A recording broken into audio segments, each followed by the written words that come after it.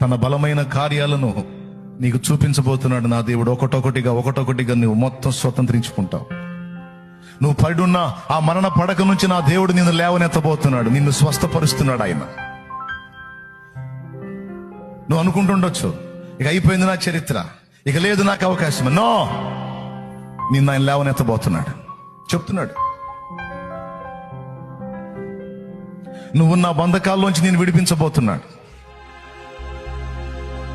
నువ్వు పోరాడుతున్న సమస్య మీద నీకు జయమును ఆయన అనుమతించాడు. నీకు నిర్ణయించిన రోజు సమీపమైంది. ఆ కార్యాన్ని నీవు చూస్తావు.